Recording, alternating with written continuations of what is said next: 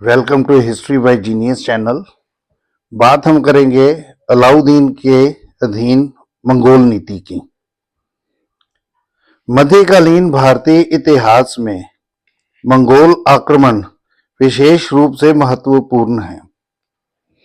Mongol मध्य Asia की एक असभ्य, खूंखार तथा लड़ाकू जाति थी।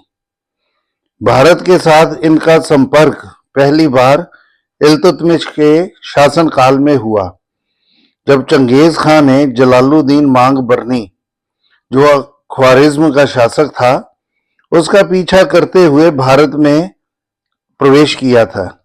इल्तुतमिश ने अपनी दूरदर्शिता दिखाते हुए चंगेज खान को भारत पर आक्रमण करने से रोक दिया था। बलबन ने भी मंगोलों के साथ मैत्रीपूर्ण संबंध स्थापित करने का प्रयास किया, परंतु असफल रहा।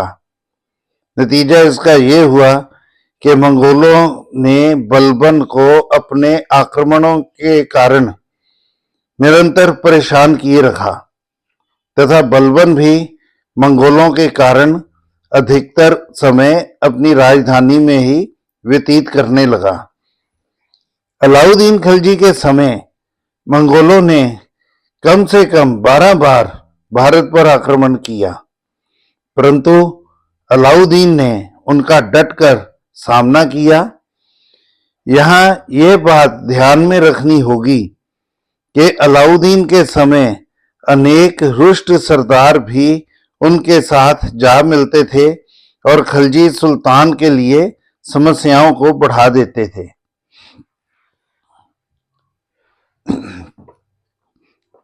तो यहां हम मंगोलों के आक्रमणों की बात करेंगे कि मंगोलों ने 1296 ईस्वी से लेकर 1308 ईस्वी तक भारतीय सीमाओं में कई बार प्रवेश किया, और जैसे अभी आपको बताया है कि उसने 12 बार आक्रमण किया, लेकिन हम यहाँ पर उनके कुछ एक आक्रमणों की चर्चा करेंगे।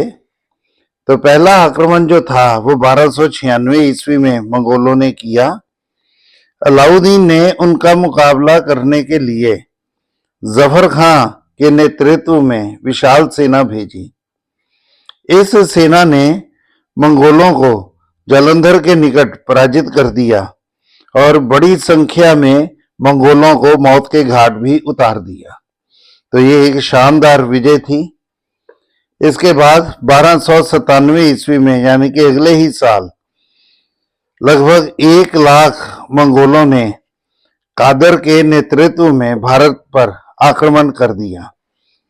उन्होंने सिंध नदी को पार कर मुल्तान और सिंध को जीत लिया तथा लाहौर के निकट भारी लूटमार भी की। सुल्तान ने भी अपने कुशल सेना नायकों जफर खां तथा उलुग खां के नेतृत्व में सेना भेजी। इस सेना ने सतलुज नदी के निकट एक बार फिर मंगोलों को पराजित कर दिया तथा लगभग 20 लाख मंगोलों को मौत के घाट उतार दिया। एक बार फिर से शानदार सफलता। 1297 ईस्वी में कादर के नेतृत्व आगे 1298 ईस्वी में हम तीसरे आक्रमण की बात करेंगे। 1298 ईस्वी में सल्दी के नेतृत्व में मंगोलों ने बोलान दर्रा पार करते हुए भारत में प्रवेश किया। इस सेना ने सिंध में सिबी के दुर्ग पर अधिकार कर लिया। जफर खां के नेतृत्व में एक बार फिर सल्तनत सेना ने एक निर्णायक विजय प्राप्त की। इन्होंने न केवल सिबी का दुर्ग ही प्राप्त किया, बल्कि सल्दी को उसके भाई और 17,000 मंगोल सैनिकों सहित बंदी बनाकर दिल्ली भेज दिया। इसके बाद भारत में मंगोलों की निरंतर पराजयों से मंगोल शासक दाऊद खां क्रोधित हो उठा। तो 1299 ईस्वी में उसने कुतलुग ख्वाजा के नेतृत्व में 2 लाख सैनिकों को भारत पर आक्रमण करने के लिए भेज दिया। मंगोलों का यह आक्रमण इतना भयंकर था कि वे रास्ते में लूट मार करते हुए सीधा दिल्ली के निकट पहुंच गए। अलाउद्दीन के लिए यह बड़ी विकट स्थिति थी। उसने अपने दरबारियों की एक सभा बुलाई। इसमें दिल्ली के कोतवाल अलाउल मुल्क ने सलाह दी कि मंगोलों को पैसा देकर वापस भेज दिया जाए, परंतु अलाउद्दीन ने इस परामर्श को स्वीकार नहीं किया और उनका मुकाबला करने की ठानी। अलाउद्दीन तथा जफर खां के नेतृत्व में एक बार फिर खिलजी सेना ने मंगोलों को बुरी तरह पराजित कर दिया, परंतु दुर्भाग्यवश इस लड़ाई में जफर खां मारा गया। इसके बावजूद मंगोलों पर इस लड़ाई का इतना गहरा प्रभाव पड़ा कि उन्होंने कुछ वर्षों तक भारत पर आक्रमण करने का ख्याल ही टाल दिया।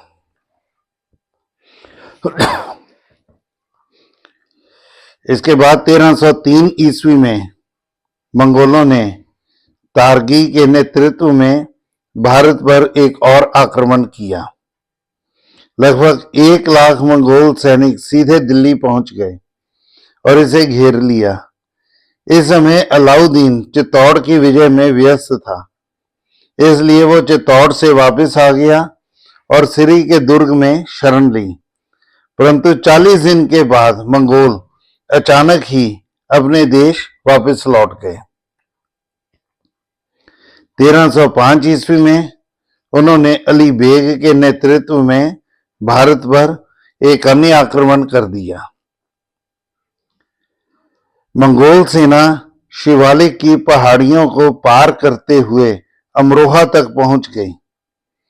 गाजी मलिक ने मंगोल आक्रमणकारियों को बुरी तरह पराजित किया। अली बेग सहित बड़ी संख्या में मंगोल सैनिकों को मौत के घाट उतार दिया गया। आगे है 1306 ईस्वी में कुबाक का आक्रमण।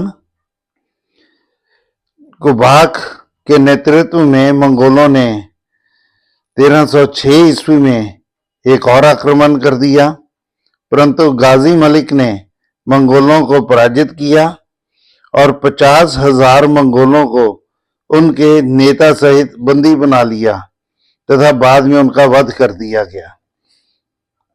1308 ईस्वी में अलाउद्दीन के शासनकाल के दौरान ये आखिरी आक्रमण हम कह सकते हैं जो इकबाल मंद के नेतृत्व में मंगोलों ने किया, और इस बार मंगोल सेना ने सिंध नदी को पार किया, परंतु वो इससे आगे नहीं बढ़ सके। मंगोल सेना को पराजित कर दिया गया तथा इकबाल मंद अपने अनेक सैनिकों सहित लड़ते हुए मारा गया। तो इस तरह से अलाउद्दीन खिलजी ने भारत पर मंगोलों को कभी भी सफल नहीं होने दिया। अब हम देखेंगे कि अलाउद्दीन खिलजी के ने मंगोलों का मुकाबला करने के लिए जो नीति अपनाई उसकी विशेषताएं क्या थी। पहली विशेषता ये थी कि उसने सैनिक सुधार किए और 4,75,000 की एक विशाल सेना का गठन किया। इसे आधुनिक शस्त्रों से सुसज्जित किया गया। दूसरा, उसने उत्तर पश्चिमी सीमावर्ती क्षेत्रों में नवीन दुर्गों का निर्माण करवाया और पुराने दुर्गों की मुरम्मत करवाई। यहां निश्चित संख्या में सेना भी रखी गई तथा जरूरत के अनुसार सामान का भी प्रबंध करवाया गया। इसके अलावा अलाउद्दीन ने मुल्तान, समाना, दीपालपुर आदि प्रदेशों में मजबूत सैनिक अड्डे कायम किए। इनका प्रबंध गाजी तुगलक जैसे योग्य और अनुभवी सेनापतियों को सौंपा गया। इसके साथ साथ अलाउद्दीन ने सीमावर्ती प्रदेशों तक शीघ्र पहुंचने के लिए सड़कों का जाल बिछा दिया और सबसे बढ़कर अलाउद्दीन ने मंगोल आक्रमणों का मुकाबला करने के लिए हमेशा अनुभवी और कुशल सेना नायकों को ही भेजा। इनमें जफर खां, उलुग खां, गाजी तुगलक तथा अल्प खां के नाम विशेष रूप से वर्णन योग्य हैं। अब देखते हैं कि अलाउद्दीन की मंगोलों के विरुद्ध सफलता के क्या कारण रहे। बेशक मंगोलों ने अलाउद्दीन के शासन काल के दौरान अनेक आक्रमण किए, परंतु उन्हें कभी भी सफलता प्राप्त नहीं हो सकी। इसके लिए बहुत से कारण थे। पहला है कि चंगेज खां की मृत्यु के बाद मंगोलों का विशाल साम्राज्य उसके अनेक वंशजों में बंट चुका था, जो आपस में लड़ते रहते थे। इससे उनकी शक्ति पर काफी प्रतिकूल प्रभाव पड़ा। दूसरा है कि military lack of war strategy of the Mongols, कि बेशक मंगोल वीर योद्धा थे, परंतु उन्हें घेराव को लंबा करने तथा इसे प्रभावशाली बनाने का कोई ज्ञान नहीं था। और यही कारण है कि जब 1303 ईस्वी में तारगी के नेतृत्व में मंगोलों ने हमला किया और 40 दिन 1305 ईस्वी में उन्होंने हमला किया, तो वो अपने आप ही वापस भी लौट जाते थे। बेशक 1303 के आक्रमण के दौरान अलाउद्दीन को सिरी के दुर्ग में शरण लेनी पड़ी, क्योंकि तारगी के नेतृत्व में मंगोलों ने एक बहुत बड़ा घेराव जो है वो बना दिया था। परंतु जब अचानक ही वो अपने देश वापस लौट गए, तो इसका मतलब यही है कि उन्हें उनकी जो युद्ध स्ट्रेटेजी थी, उनकी युद्ध जो कुशलता हम कह सकते हैं कि वो कमजोर थी। तो सिर्फ बहादुर होना जो है वही काफी नहीं होता है, जितनी देर तक रणनीति जो है वो भी बेहतर ना हो। तो यहां हम देखेंगे कि अलाउद्दीन की सैनिक कुशलता जो है वो काफी महत्वपूर्ण रही। वो स्वयं भी वीर योद्धा और कुशल सेना नायक था, तो उसकी उपस्थिति में जहां तुर्क सैनिकों का साहस बढ़ जाता था, तो वहां मंगोलों का सफल होना संभव नहीं था। इसके अलावा role of the Khilji generals, Mongol आक्रमणों के विरुद्ध अलाउद्दीन के योग्य तथा साहसी सेना नायकों उलुग खां, नुसरत खां, जफर खां और गाजी तुगलक आदि, इन्होंने भी प्रमुख भूमिका निभाई थी। आगे है climatic problems for the Mongols. अब मंगोल ठंडे प्रदेशों के रहने वाले थे। भारत की गर्मी को सहन करना उनके लिए संभव नहीं था, इसलिए उन्हें 2 या 3 महीनों के बाद ही वापस लौटने के लिए मजबूर होना पड़ता था। इसके अलावा हम ये भी कह सकते हैं कि मंगोल अपने अभियानों के समय अक्सर अपने बीवी बच्चों को भी साथ ले आते थे, परंतु बहुत बार उन्हें खलजी सैनिक बंदी बना लेते थे। इससे मंगोलों का साहस टूट जाता था और उनके लिए भागने के सिवाय और कोई साधन नहीं रहता था। तो ये कुछ एक कारण थे जो मंगोलों के विरुद्ध अलाउद्दीन की सफलता के लिए जिम्मेवार रहे। आगे के इन हमलों के प्रभाव जो हैं वो क्या रहे। पहला है कि मंगोल आक्रमणों के परिणाम स्वरूप अनेक गांव तथा नगर नष्ट हो गए। मंगोल आक्रमणों का मूल उद्देश्य लूटमार करना ही था। दूसरा है कि मंगोल आक्रमणकारियों के अत्याचार पूर्ण रवैये के कारण भारतीय प्रजा आमतौर पर सुल्तान को समर्थन जुटाती रही। इसका कारण यह था कि सुल्तान ने मंगोलों के प्रत्येक आक्रमण को बुरी तरह विफल किया था। इसलिए प्रजा के मन में यह एहसास होने लगा था कि उनकी सुरक्षा सुल्तान की शक्ति पर ही आधारित है। इसके साथ साथ मंगोल आक्रमणों के कारण ही सुल्तान को भूमि लगान बढ़ाना पड़ा था। दरअसल सुल्तान को अपने सैनिक खर्चों को चलाने और साम्राज्य की सुरक्षा के लिए काफी धन की आवश्यकता थी। आय का कोई अन्य स्रोत ना होने के कारण उसने न केवल भूमि लगान को ही 50% कर दिया, बल्कि कुछ नए कर भी लगाए। तो आर्थिक अपने साधन जो हैं वो भी अलाउद्दीन ने समय रहते जुटाने शुरू कर लिए थे। इसके अलावा इस बात में कोई संदेह नहीं है कि सुल्तान ने मंगोल आक्रमणों को बुरी तरह खदेड़ा। इसी दौरान उसे अपने कई सरदारों से भी मुक्ति मिल गई जो भविष्य में उसके लिए खतरा बन सकते थे।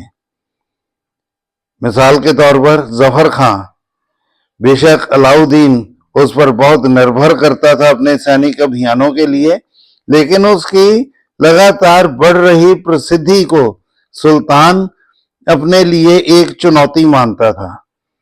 परंतु मंगोल हमलों का विरोध करते हुए ही वो मारा भी गया था।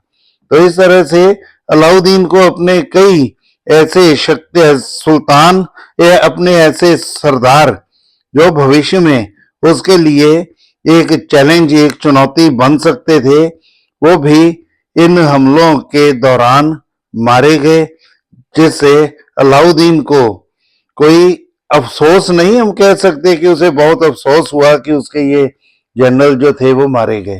तो वो अपने सुरक्षा जो है उसे काफी वो बेहतर मानता था। तो ये था हमारा टॉपिक। तो आपको ये टॉपिक जो है ये अच्छा लगा होगा।